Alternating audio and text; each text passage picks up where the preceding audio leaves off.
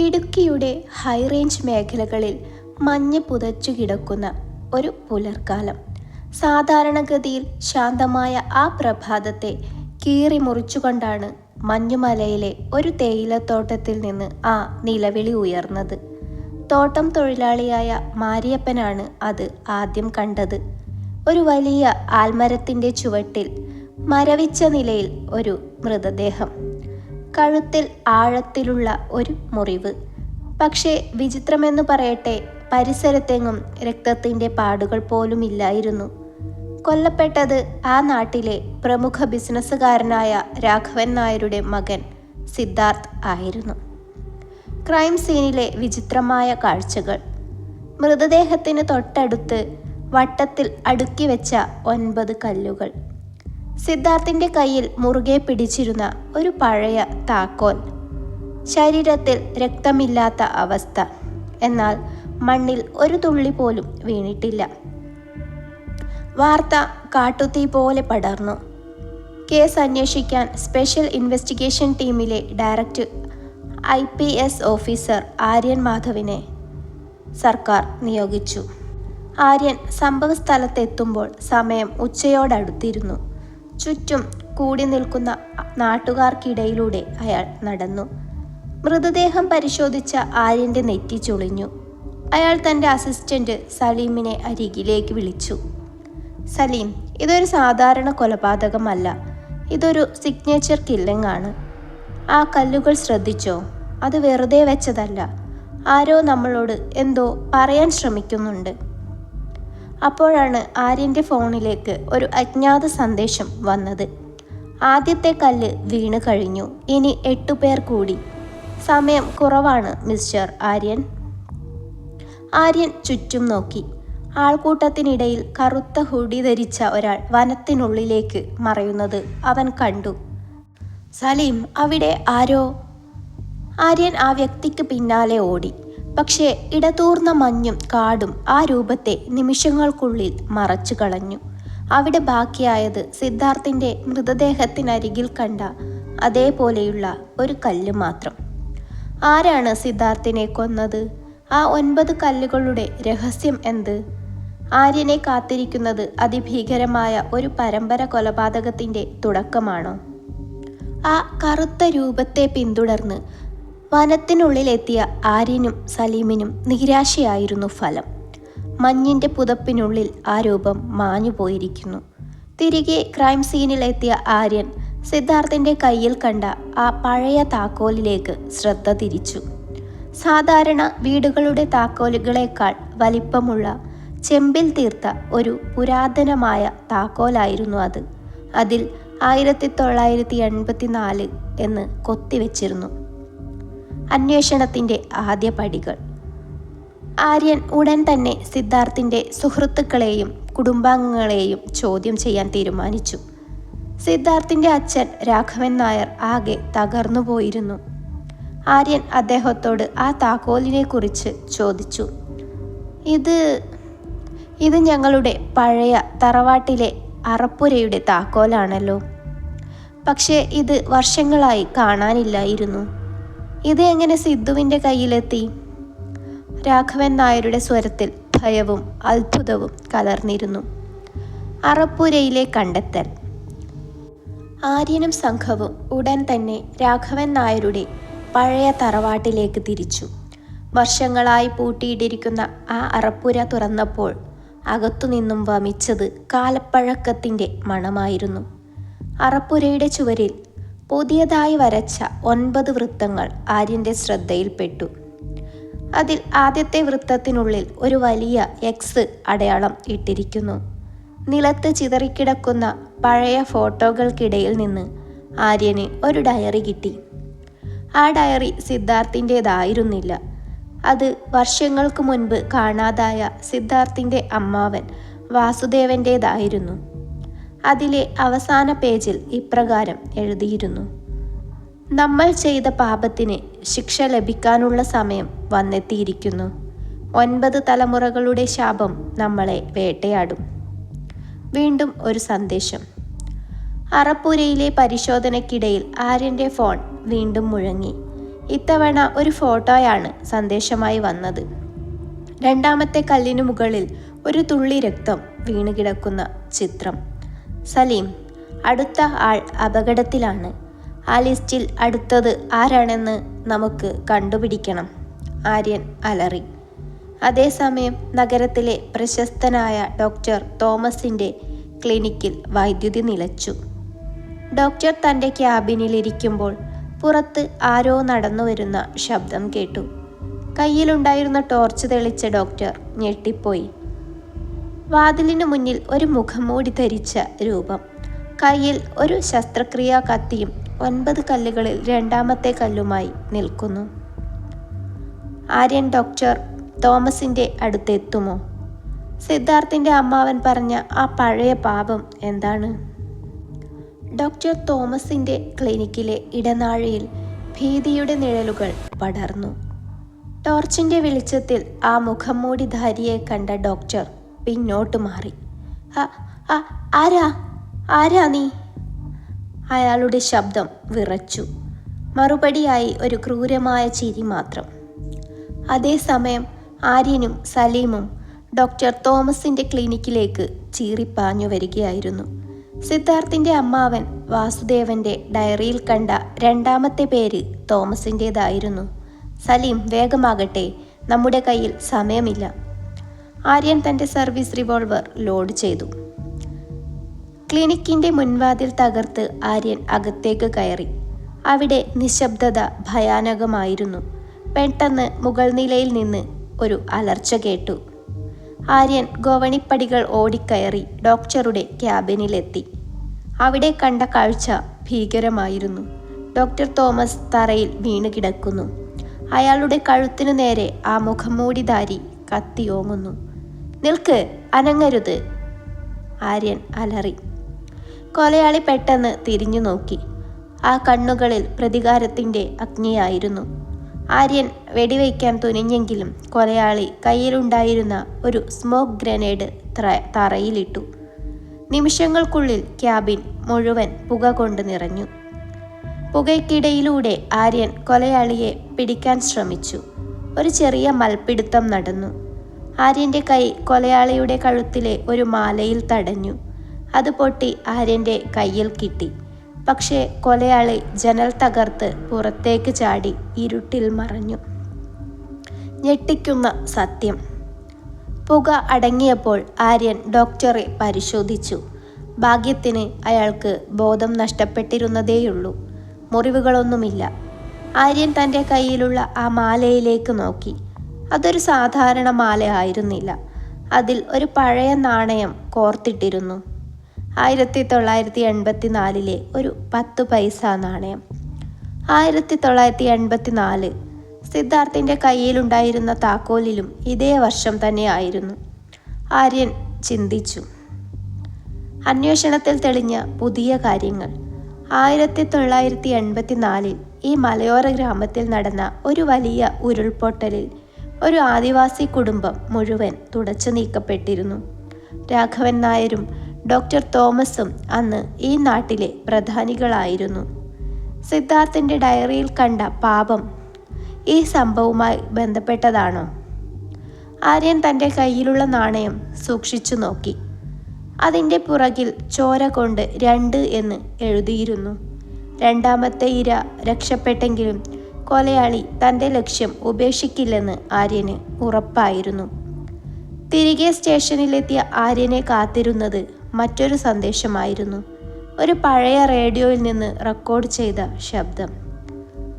നീതി വൈകുന്നത് നീതി നിഷേധിക്കപ്പെടുന്നതിന് തുല്യമാണ് ആര്യൻ. അടുത്ത ഊഴം ആ തറവാട്ടിലെ ഏറ്റവും വലിയ രഹസ്യം സൂക്ഷിക്കുന്നവൻ്റേതാണ്. ആര്യൻ ഞെട്ടിപ്പോയി. ആ ശബ്ദം, അത് വർഷങ്ങൾക്ക് മുൻപ് മരിച്ചു എന്ന് എല്ലാവരും കരുതിയ വാസുദേവൻ്റേതായിരുന്നു. ഉദ്വേഗം തുടരുന്നു. വാസുദേവൻ ജീവിച്ചിരിപ്പുണ്ടോ? അടുത്ത ലക്ഷ്യം ആരാണ്? ആര്യൻ ആ പഴയ രഹസ്യം കണ്ടെത്തുമോ? വാസുദേവൻ്റെ ശബ്ദം കേട്ടതോടെ ആര്യൻ്റെ മനസ്സ് ഒരു വലിയ സമസ്യയിലായി. 30 വർഷങ്ങൾക്ക് മുൻപ് മരിച്ചുവെന്ന് നാട്ടുകാർ വിശ്വസിക്കുന്ന ഒരാൾ എങ്ങനെ തിരിച്ചു വരും? അതോ ആരെങ്കിലും വാസുദേവന്റെ പേരിൽ ആര്യനെ കളിപ്പിക്കുകയാണോ? ആര്യൻ ഉടൻ തന്നെ പോലീസ് ആർക്കൈവ്സിൽ നിന്നും 1984 രേഖകൾ പരിശോധിക്കാൻ സലീമിനോട് ആവശ്യപ്പെട്ടു. മഞ്ഞുവീണ ആ രാത്രിയിൽ ഇടുക്കിയിലെ ആ പഴയ ഗ്രാമത്തിൽ യഥാർത്ഥത്തിൽ എന്താണ് സംഭവിച്ചത്? മറച്ചുപിടിച്ച സത്യം. പഴയ പത്രക്കട്ടിങ്ങുകളും പോലീസ് റിപ്പോർട്ടുകളും പരിശോധിച്ചപ്പോൾ ഞെട്ടിക്കുന്ന ചില വിവരങ്ങൾ പുറത്തു വന്നു. 1984 നടന്നത് വെറുമൊരു ഉരുൾപൊട്ടലല്ലായിരുന്നു.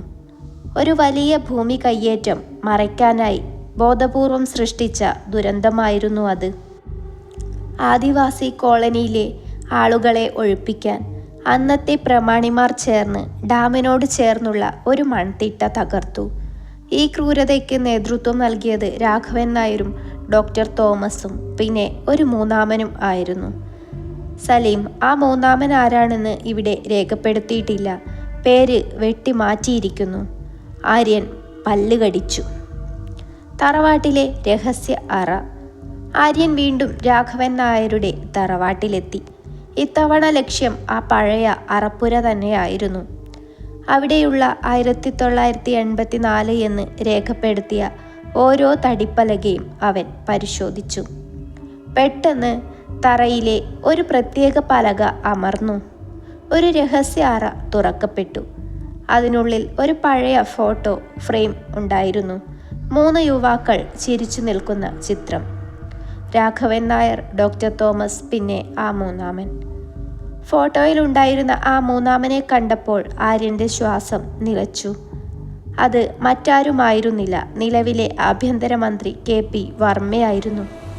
ദൈവമേ, ഇത് വെറുമൊരു പ്രതികാരമല്ല, വലിയൊരു രാഷ്ട്രീയ ഗൂഢാലോചന കൂടിയാണ്, ആര്യൻ സ്വയം പറഞ്ഞു.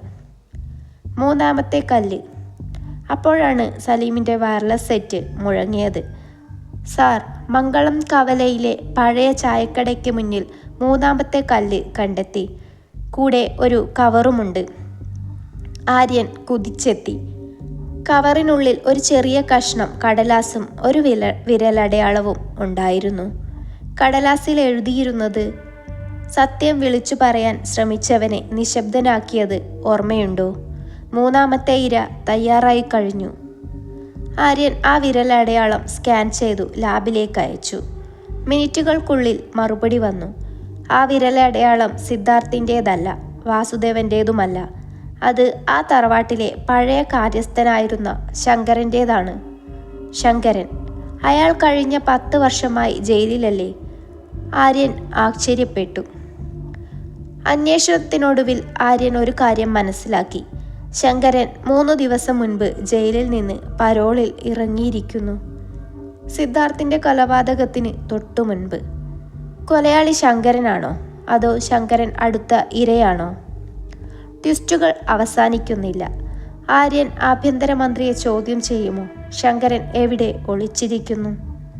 ശങ്കരൻ പരോളിൽ ഇറങ്ങിയ വാർത്ത ആര്യനെ ഇരുത്തി ചിന്തിപ്പിച്ചു. 1984 ആ ദുരന്തത്തിന് ശേഷം കോടതിയിൽ സാക്ഷി പറഞ്ഞത് ശങ്കരനായിരുന്നു.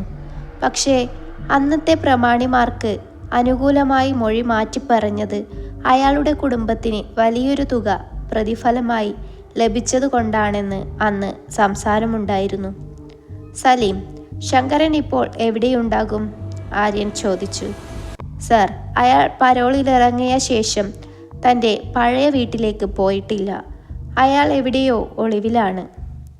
ആഭ്യന്തരമന്ത്രിയുടെ സാന്നിധ്യം. അതിനിടെ അപ്രതീക്ഷിതമായി ആഭ്യന്തരമന്ത്രി KP വർമ്മ ഇടുക്കിയിലെ ഗസ്റ്റ് ഹൗസിലെത്തി. സിദ്ധാർത്ഥിൻ്റെ കൊലപാതകത്തിൽ അനുശോചനം അറിയിക്കാനാണെന്നാണ് ഔദ്യോഗിക വിശദീകരണം. പക്ഷേ ആര്യന് അതൊരു നാടകമാണെന്ന് ഉറപ്പായിരുന്നു. ആര്യൻ ഗസ്റ്റ് ഹൗസിലെത്തി മന്ത്രിയെ നേരിൽ കണ്ടു. പഴയ ഫോട്ടോ കയ്യിൽ കരുതിയിരുന്നു. സർ, ഈ ഫോട്ടോ കണ്ടിട്ടുണ്ടോ? 1984 ആര്യൻ ഫോട്ടോ നീട്ടി. മന്ത്രി വർമ്മയുടെ മുഖത്ത് ഒരു നിമിഷം പരിഭ്രമം മിന്നിമറഞ്ഞു. പക്ഷേ ഉടൻ തന്നെ അയാൾ ചിരിച്ചു. ഓ, ഇത് ഞങ്ങളുടെ പഴയ സൗഹൃദത്തിൻ്റെ അടയാളമാണ് ആര്യൻ. ഇതിനെന്താണിപ്പോൾ ഇത്ര പ്രാധാന്യം? പ്രാധാന്യമുണ്ട് സർ. ഈ ഫോട്ടോയിലെ ഒരാൾ കൊല്ലപ്പെട്ടു. സിദ്ധാർത്ഥ് രാഘവൻ നായരുടെ മകനായതിനാൽ. രണ്ടാമത്തെയാൾ വധശ്രമത്തിൽ നിന്ന് രക്ഷപ്പെട്ടു. മൂന്നാമത്തെയാൾക്ക് വേണ്ടിയുള്ള കല്ല് ഇപ്പോൾ പുറത്തു വന്നിരിക്കുന്നു. ആര്യൻ കടുപ്പിച്ചു പറഞ്ഞു. മന്ത്രിയുടെ കണ്ണുകളിൽ ഭയം നിഴലിച്ചു. നീ എന്നെ ഭീഷണിപ്പെടുത്തുകയാണോ ആര്യൻ?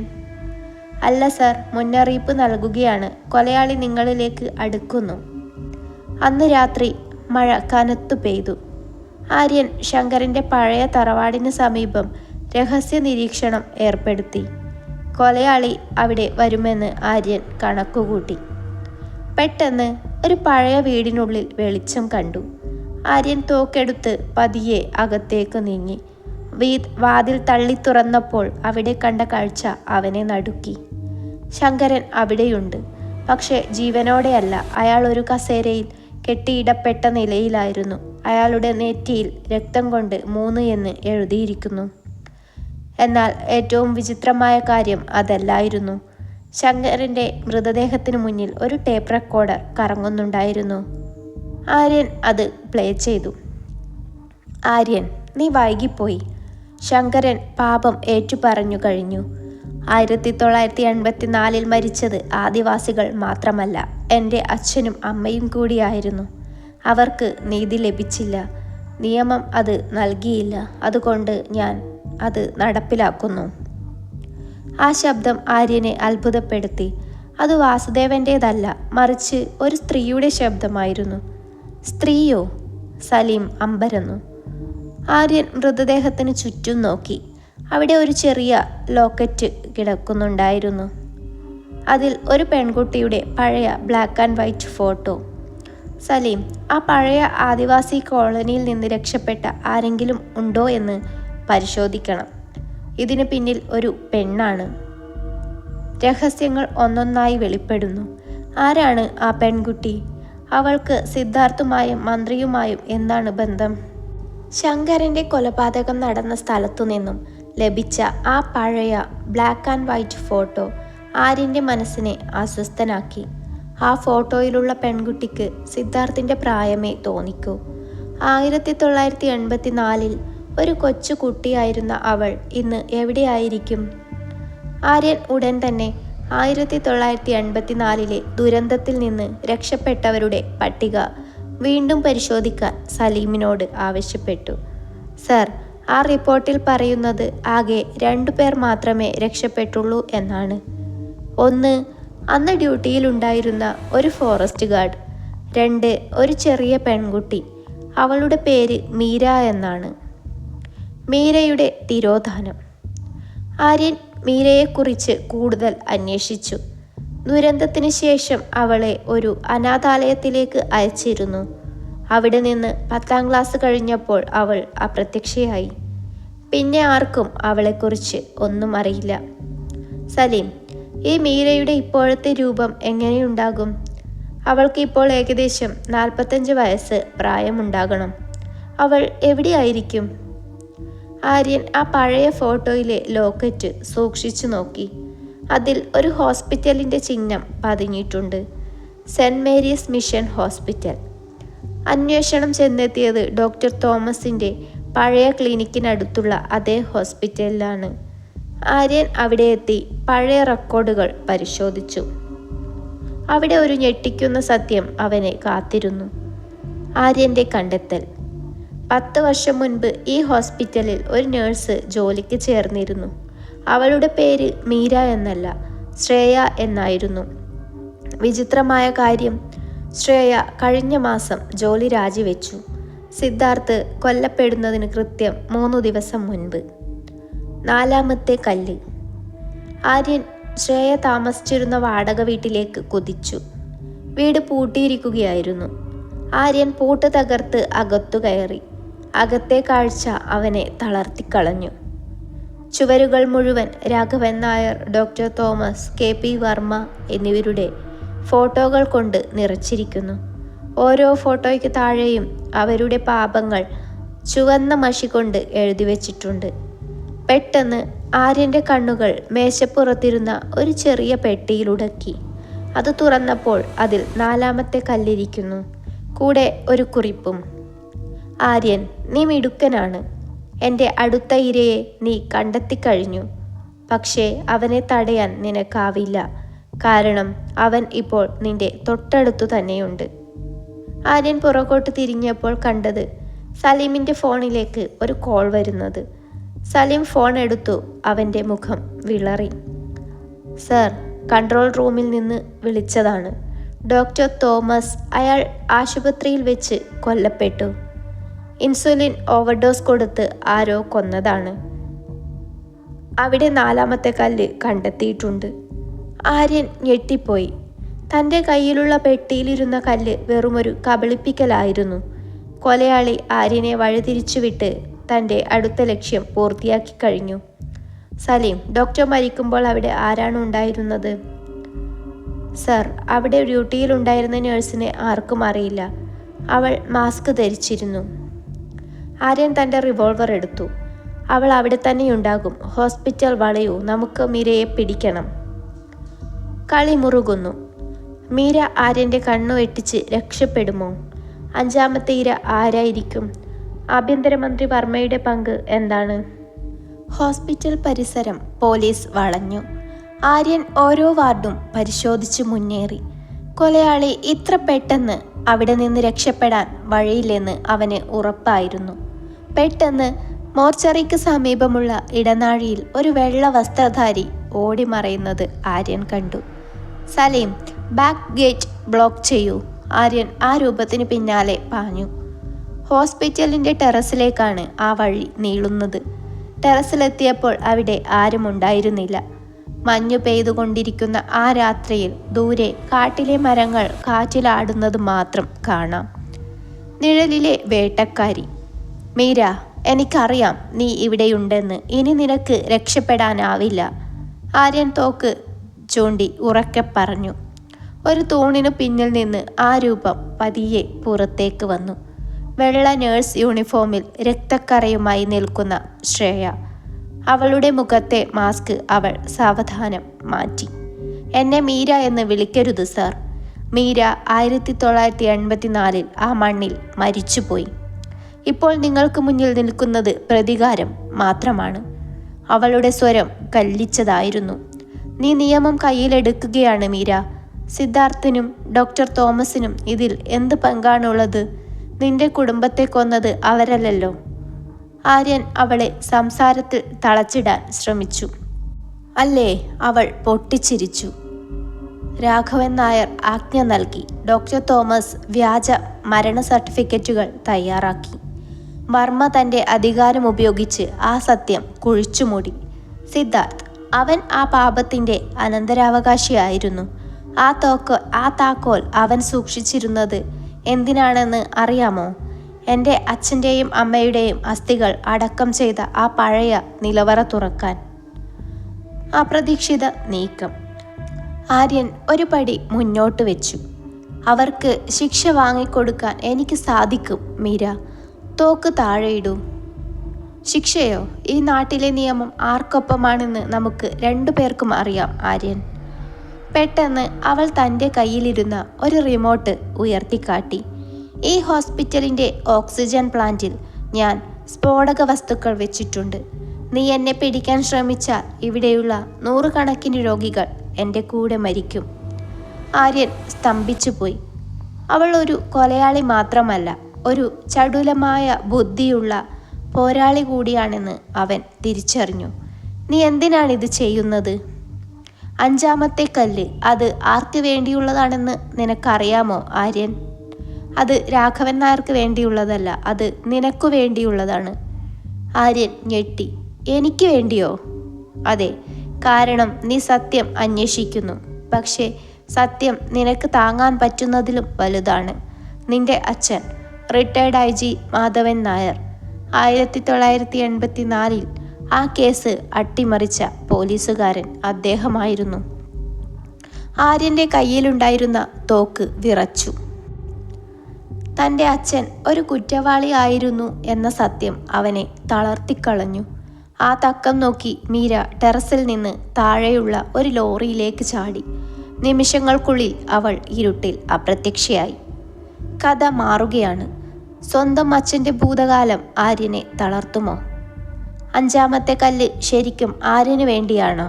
അതോ മീര അവനെ മാനസികമായി തളർത്താൻ ശ്രമിക്കുകയാണോ? മീര രക്ഷപ്പെട്ടു കഴിഞ്ഞു. ഹോസ്പിറ്റലിലെ സ്ഫോടന ഭീഷണി വെറുമൊരു തന്ത്രമായിരുന്നു എന്ന് പിന്നീട് പരിശോധനയിൽ തെളിഞ്ഞു. പക്ഷേ അവൾ എറിഞ്ഞ വാക്കുകൾ ആര്യൻ്റെ ഉള്ളിൽ തുളച്ചു കയറി. തിരികെ വീട്ടിലെത്തിയ ആര്യൻ നേരെ പോയത് തൻ്റെ അച്ഛൻ മാധവൻ നായരുടെ മുറിയിലേക്കാണ്. വിരമിച്ച ശേഷം വിശ്രമ ജീവിതം നയിക്കുന്ന മാധവൻ നായർ ചായ കുടിച്ച് പത്രം വായിക്കുകയായിരുന്നു. പഴയ ഫയലുകൾ സംസാരിക്കുന്നു. അച്ഛാ, 1984 ആ പഴയ കേസ്, ഇടുക്കിയിലെ ഉരുൾപൊട്ടൽ ഓർമ്മയുണ്ടോ? ആര്യൻ്റെ സ്വരത്തിലെ ഗൗരവം കണ്ട് മാധവൻ നായർ പത്രം താഴ്ത്തി. അദ്ദേഹത്തിൻ്റെ മുഖത്ത് ഒരു നിമിഷം പരിഭ്രമം മിന്നിമറഞ്ഞു. എന്തിനാണിപ്പോൾ അത് ചോദിക്കുന്നത്? അതൊരു പ്രകൃതി ദുരന്തമായിരുന്നില്ലേ?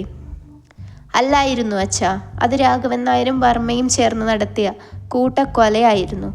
ആ സത്യം അച്ഛൻ അറിഞ്ഞുകൊണ്ട് കുഴിച്ചുമൂടി. എന്തിന്? ആര്യൻ അലറി.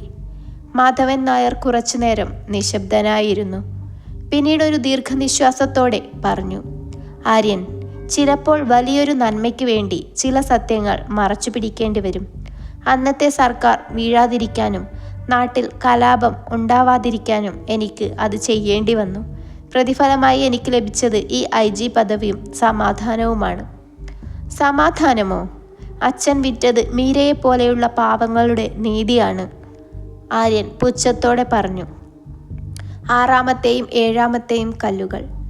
അപ്പോഴാണ് ആര്യൻ്റെ ഫോണിലേക്ക് ഒരു വീഡിയോ സന്ദേശം വന്നത്. അത് ഒരു ലൈവ് സ്ട്രീമിംഗ് ആയിരുന്നു. വീഡിയോയിൽ കാണുന്നത് രാഘവൻ നായരെയും ആഭ്യന്തരമന്ത്രി വർമ്മയെയും ആണ്. രണ്ടുപേരും ഒരു രഹസ്യ കേന്ദ്രത്തിൽ കസേരയിൽ കെട്ടിയിടപ്പെട്ടിരിക്കുന്നു. അവർക്ക് ചുറ്റും സ്ഫോടക വസ്തുക്കൾ ഘടിപ്പിച്ചിട്ടുണ്ട്. അവർക്ക് മുന്നിൽ 2 കല്ലുകൾ ഇരിക്കുന്നു, 6ാമത്തെയും 7ാമത്തെയും കല്ലുകൾ. മീരയുടെ ശബ്ദം പശ്ചാത്തലത്തിൽ കേട്ടു. ആര്യൻ, നിന്റെ അച്ഛൻ ചെയ്ത തെറ്റിന് നീ പ്രായശ്ചിത്തം ചെയ്യണം. അടുത്ത 1 മണിക്കൂറിനുള്ളിൽ നീ ഇവിടെ എത്തിയില്ലെങ്കിൽ ഈ 2 മാന്യന്മാരും ചാരമായി മാറും. സ്ഥലം ഞാൻ നിനക്ക് അയച്ചു തരാം. പക്ഷേ ഓർക്കുക, നീ ഒറ്റയ്ക്ക് വരണം. നിന്റെ കൂടെ പോലീസ് ഉണ്ടെന്ന് കണ്ടാൽ നിന്റെ അച്ഛൻ്റെ പഴയ ഫയലുകൾ ഞാൻ പരസ്യപ്പെടുത്തും. ആര്യൻ്റെ തീരുമാനം. ആര്യൻ തൻ്റെ സർവീസ് റിവോൾവറും എടുത്ത് ഇറങ്ങി.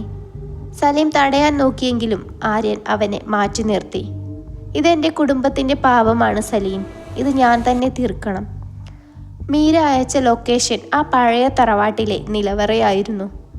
സിദ്ധാർത്ഥിൻ്റെ കയ്യിലുണ്ടായിരുന്ന താക്കോൽ ഉപയോഗിച്ച് തുറക്കേണ്ട അതേ നിലവറ. ആര്യൻ തൻ്റെ കാർ വേഗത്തിൽ ഓടിച്ചു. മഴ വീണ്ടും ശക്തി പ്രാപിച്ചിരുന്നു. അവന് മുന്നിൽ 2 ലക്ഷ്യങ്ങളാണുള്ളത്. 1. നിയമം നടപ്പിലാക്കുക. 2. തൻ്റെ അച്ഛൻ മറച്ചു പിടിച്ച ആ പഴയ സത്യം പുറം ലോകത്തെ അറിയിക്കുക. ആര്യൻ നിലവറയിലെത്തുമ്പോൾ മീര അവനെ കാത്തിരിക്കുന്നത് എന്തിനായിരിക്കും? രാഘവൻ നായരെയും മന്ത്രിയെയും അവൾ കൊല്ലുമോ? പെരുമഴയത്ത് തറവാടിൻ്റെ ഉമ്മറത്ത് ആര്യൻ കാർ നിർത്തി. കയ്യിലുണ്ടായിരുന്ന ടോർച്ച് വെളിച്ചത്തിൽ അവൻ അകത്തേക്ക് നടന്നു. നിലവറയിലേക്കുള്ള പടികൾ ഇറങ്ങുമ്പോൾ മണ്ണും പഴകിയ മരവും കലർന്ന ഒരു ഗന്ധം അവനെ പൊതിഞ്ഞു. താഴെ എത്തിയ ആര്യൻ കണ്ടത് വിചിത്രമായ ഒരു കാഴ്ചയാണ്. നിലവറയുടെ നടുവിൽ രാഘവൻ നായരും മന്ത്രി വർമ്മയും വായ മൂടിക്കെട്ടിയ നിലയിൽ ഇരിക്കുന്നു. അവർക്ക് മുന്നിൽ ഒരു മേശപ്പുറത്ത് 8ഉം 9ഉം കല്ലുകൾ ഇരിക്കുന്നു. അവസാനത്തെ കല്ലുകൾ. മീര, ഞാൻ എത്തിക്കഴിഞ്ഞു, അവരെ വിട്ടയക്കൂ, ആര്യൻ ഇരുട്ടിലേക്ക് നോക്കി വിളിച്ചു പറഞ്ഞു. നീ ഒറ്റയ്ക്കാണെന്ന് ഉറപ്പാണോ ആര്യൻ? ഇരുട്ടിൽ നിന്ന് മീര പുറത്തേക്ക് വന്നു. അവളുടെ കയ്യിൽ ഒരു റിമോട്ട് കൺട്രോൾ ഉണ്ടായിരുന്നു. അതെ, നീ പറഞ്ഞതുപോലെ ഞാൻ ഒറ്റയ്ക്കാണ്. ഇനി ഈ കളി അവസാനിപ്പിക്കൂ. മീര ചിരിച്ചു. അവൾ തറയിലെ ഒരു വലിയ പലക ചൂണ്ടിക്കാണിച്ചു. ആര്യൻ, നിന്റെ അച്ഛൻ സംരക്ഷിച്ച ആ വലിയ സത്യം ഇതാ ഇതിനടിയിലുണ്ട്. ആ താക്കോൽ ഉപയോഗിച്ച് അത് തുറക്കൂ. ആര്യൻ വിറയ്ക്കുന്ന കൈകളോടെ ആ പഴയ താക്കോൽ ഉപയോഗിച്ച് തറയിലെ ആ രഹസ്യ അറ തുറന്നു. ടോർച്ച് വെളിച്ചം അതിലേക്കടിച്ച ആര്യൻ സ്തംഭിച്ചു പോയി. അവിടെ കുറേ അസ്ഥികൂടങ്ങൾ മാത്രമല്ല ഉണ്ടായിരുന്നത്, മറിച്ച് 1984 ആദിവാസി ഭൂമി ഇടപാടുകളുടെ അസൽ രേഖകളും മാധവൻ നായർ കൈപ്പറ്റിയ കോഴപ്പണത്തിൻ്റെ വിവരങ്ങളും അടങ്ങിയ ഒരു ഇരുമ്പ് പെട്ടി അവിടെ ഉണ്ടായിരുന്നു. അതിലുപരി അവിടെ മറ്റൊരു മൃതദേഹം കൂടി ഉണ്ടായിരുന്നു. അത് വർഷങ്ങൾക്ക് മുൻപ് മരിച്ചുവെന്ന് കരുതിയ മീരയുടെ അച്ഛൻ്റേതായിരുന്നു.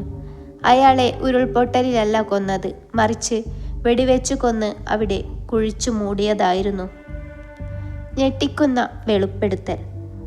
നിന്റെ അച്ഛൻ വെറുമൊരു സാക്ഷിയായിരുന്നില്ല ആര്യൻ. എൻ്റെ അച്ഛനെ വെടിവെച്ചത് മാധവൻ നായർ ആയിരുന്നു. മീരയുടെ കണ്ണുകളിൽ നിന്ന് കണ്ണുനീർ ഒഴുകി. ആര്യൻ്റെ ലോകം തകർന്നുപോയി. അവൻ തൻ്റെ തോക്ക് താഴ്ത്തി. നീതിയുടെ കാവൽക്കാരനായി താൻ ഒരു കൊലപാതകിയുടെ മകനാണെന്ന സത്യം അവനെ തളർത്തി. പെട്ടെന്ന് മന്ത്രിവർമ്മ തടസ്സങ്ങൾ നീക്കി നിലവിളിച്ചു. ആര്യൻ, അവളെ വിശ്വസിക്കരുത്, അവൾ നിന്നെയും കൊല്ലും, വെടിവെക്കൂ. മീര റിമോട്ടിൽ വിരലമർത്താൻ തുനിഞ്ഞു. 9ാമത്തെ കല്ല് നിനക്കുള്ളതാണെന്ന് ഞാൻ പറഞ്ഞില്ലേ ആര്യൻ? ആ കല്ല് നിന്റെ അച്ഛൻ്റെ ശവക്കല്ലറയ്ക്ക് മുകളിൽ വെക്കാനുള്ളതാണ്. ആ നിമിഷം നിലവറയുടെ മുകൾ ഭാഗത്ത് ഒരു ശബ്ദം കേട്ടു. സലീമും സംഘവും അവിടെ എത്തിക്കഴിഞ്ഞിരുന്നു. ആര്യൻ ഒറ്റയ്ക്കല്ല വരികയെന്ന് മീര നേരത്തെ കണക്കുകൂട്ടിയിരുന്നു. ആര്യൻ, നീ എന്നെ ചതിച്ചു. മീര റിമോട്ട് അമർത്തി. പക്ഷേ സ്ഫോടനം നടന്നില്ല. പകരം നിലവറയുടെ ഒരു വശത്തെ ഭിത്തി തകർന്ന് വെള്ളം ഇരച്ചു കയറാൻ തുടങ്ങി. പഴയ ഡാമിൻ്റെ ചോർച്ച മീര നേരത്തെ തന്നെ അവിടെ തയ്യാറാക്കി വെച്ചിരുന്നു. നിലവറ നിമിഷങ്ങൾക്കുള്ളിൽ ഒരു ജലസമാധിയായി മാറാൻ പോകുന്നു. അവസാന നിമിഷങ്ങൾ. ആര്യൻ ആരെ രക്ഷിക്കും? സ്വന്തം അച്ഛൻ്റെ പാപക്കറ പുരണ്ട ആ രേഖകൾ അവൻ ലോകത്തിനു മുന്നിൽ എത്തിക്കുമോ? അതോ മീരയോടൊപ്പം ആ സത്യങ്ങളുടെ അന്ത്യം കുറിക്കുമോ? നിലവറയിലേക്ക് വെള്ളം ഇരച്ചു കയറുകയാണ്. ഭിത്തിയിലെ വിള്ളലിലൂടെ വരുന്ന തണുത്ത വെള്ളം കാൽമുട്ടുകൾക്ക് മുകളിൽ എത്തിക്കഴിഞ്ഞു. ഭയചകിതനായ മന്ത്രി വർമ്മയും രാഘവൻ നായരും രക്ഷപ്പെടാൻ വേണ്ടി നിലവിളിക്കുന്നുണ്ടായിരുന്നു. ആര്യൻ്റെ മുന്നിൽ 2 വഴികളെ ഉണ്ടായിരുന്നുള്ളൂ. ഒന്ന്, തൻ്റെ അച്ഛൻ്റെ കുറ്റകൃത്യങ്ങൾ തെളിയിക്കുന്ന ആ പെട്ടിയുമായി രക്ഷപ്പെടുക. 2, തൻ്റെ ശത്രുക്കളാണെങ്കിലും ആ 2 മനുഷ്യരെ മരണത്തിൽ നിന്ന് രക്ഷിക്കുക. ആര്യൻ്റെ തീരുമാനം. ആര്യൻ, ഓടിക്കോ, ഈ നിലവറ ഇപ്പോൾ തകരും. മുകളിൽ നിന്ന് സലീം അലറി വിളിച്ചു. ആര്യൻ മീരയെ നോക്കി. അവൾ അനങ്ങാതെ നിൽക്കുകയായിരുന്നു. അവളുടെ മുഖത്ത് ഭയമില്ലായിരുന്നു. പകരം വർഷങ്ങളായി കൊണ്ടു നടന്ന പ്രതികാരം പൂർത്തിയായതിൻ്റെ ഒരു ശാന്തത മാത്രം. മീര, ഇതാണോ നിനക്ക് വേണ്ടത്? മറ്റൊരു കൊലപാതകി കൂടി ആകാനാണോ നീ ഇത്രയും കാലം കാത്തിരുന്നത്? ആര്യൻ അവളുടെ അടുത്തേക്ക് നീങ്ങി. എൻ്റെ നീതി ഈ വെള്ളത്തിനടിയിലാണ് ആര്യൻ. നിന്റെ അച്ഛൻ കൊന്ന എൻ്റെ അച്ഛൻ്റെ അസ്ഥികൾക്കൊപ്പം ഞാനും ഇവിടെ തന്നെ അവസാനിക്കട്ടെ, മീര ശാന്തമായി പറഞ്ഞു. പെട്ടെന്ന് ആര്യൻ ആ പെട്ടി കയ്യിലെടുത്തു. മറ്റേ കൈകൊണ്ട് മന്ത്രിവർമ്മയുടെ കെട്ടുകൾ അറുത്തുമാറ്റി. സലീമും മറ്റു പോലീസുകാരും താഴേക്ക് വടങ്ങൾ എറിഞ്ഞു കൊടുത്തു. സലീം, ഇവരെ മുകളിലേക്ക് കയറ്റു, ആര്യൻ ആജ്ഞാപിച്ചു. വടത്തിലൂടെ മന്ത്രിയെയും രാഘവൻ നായരെയും മുകളിലേക്ക് വലിച്ചു കയറ്റി. പക്ഷെ മീര വടത്തിൽ പിടിക്കാൻ തയ്യാറായില്ല. വെള്ളം ഇപ്പോൾ അവരുടെ കഴുത്തോളം എത്തി. പക്ഷെ മീര വടത്തിൽ പിടിക്കാൻ തയ്യാറായില്ല. വെള്ളം ഇപ്പോൾ അവരുടെ കഴുത്തോളം എത്തി. മീര, വാ. ആര്യൻ അവളുടെ കയ്യിൽ ബലമായി പിടിച്ചു. നിന്റെ അച്ഛനെ കൊന്നവർക്ക് നിയമത്തിനു മുന്നിൽ ശിക്ഷ വാങ്ങിക്കൊടുക്കണമെങ്കിൽ നീ ജീവിച്ചിരിക്കണം. ഈ പെട്ടിയിലെ രേഖകൾ ലോകം കാണണം. മീരയുടെ കണ്ണുകളിൽ ഒരു നിമിഷം പ്രതീക്ഷ മിന്നിമറഞ്ഞു. ആര്യൻ അവളെയും ചേർത്ത് പിടിച്ച് വടത്തിലൂടെ മുകളിലേക്ക് കയറി. അവർ പുറത്തെത്തിയ നിമിഷം തന്നെ ആ പഴയ തറവാടിൻ്റെ ഒരു വശം പൂർണ്ണമായും തകർന്ന് നിലവറയിലേക്ക് പതിച്ചു. പിറ്റേന്ന് പുലർച്ചെ. മഴ തോർന്നിരിക്കുന്നു. ഹൈറേഞ്ചിലെ ആ കുന്നിൻ മുകളിൽ പോലീസ് വണ്ടികളുടെ ചുവന്ന വെളിച്ചം മിന്നിമറയുന്നുണ്ടായിരുന്നു. ആര്യൻ തൻ്റെ അച്ഛൻ മാധവൻ നായരുടെ അടുത്തേക്ക് നടന്നു. അദ്ദേഹത്തിൻ്റെ കയ്യിൽ ആര്യൻ തന്നെ വിലങ്ങ് വെച്ചു. സർവീസ് ചട്ടങ്ങൾക്കും നിയമത്തിനു മുകളിലല്ല അച്ഛ ആരും. ചെയ്ത തെറ്റിന് ശിക്ഷ അനുഭവിച്ചേ മതിയാകൂ. മാധവൻ നായർ തല താഴ്ത്തി നിന്നു. അവസാനത്തെ കണക്കെടുപ്പ്. മന്ത്രി KP വർമ്മയും രാഘവൻ നായരും വർഷങ്ങൾക്ക് മുൻപുള്ള കൂട്ടക്കൊലയ്ക്കും ഗൂഢാലോചനയ്ക്കും അറസ്റ്റിലായി. മാധവൻ നായർ തെളിവുകൾ നശിപ്പിച്ചതിനും കൊലപാതകത്തിനും പ്രതിയായി. മീര നടത്തിയ കൊലപാതകങ്ങൾക്ക് അവൾക്കും നിയമ നടപടികൾ നേരിടേണ്ടി വന്നു. എങ്കിലും ആര്യന്റെ ഇടപെടൽ മൂലം അവൾക്ക് നിയമപരമായ ഇളവുകൾ ലഭിച്ചു. ആര്യൻ ആ 9ാമത്തെ കല്ല് കയ്യിലെടുത്തു. അവൻ അത് ആ പഴയ ആൽമരത്തിന്റെ ചുവട്ടിൽ വെച്ചു. പണ്ട് മരിച്ചു വീണ പാവപ്പെട്ട മനുഷ്യരുടെ ഓർമ്മയ്ക്കായി. ജീവിതത്തിൽ താൻ ഏറ്റവും സ്നേഹിച്ച അച്ഛനെ ജയിലിലേക്ക് അയച്ചെങ്കിലും ഒരു പോലീസ് ഓഫീസർ എന്ന നിലയിൽ താൻ സത്യസന്ധനായിരുന്നു എന്ന ആശ്വാസത്തോടെ ആര്യൻ മാധവൻ തൻ്റെ വണ്ടിയിലേക്ക് നടന്നു. മലനിരകളിൽ വീണ്ടും മഞ്ഞു പെയ്യാൻ തുടങ്ങിയിരുന്നു. പക്ഷെ ഇത്തവണ ആ മഞ്ഞിന് ചോരയുടെ മണമില്ലായിരുന്നു.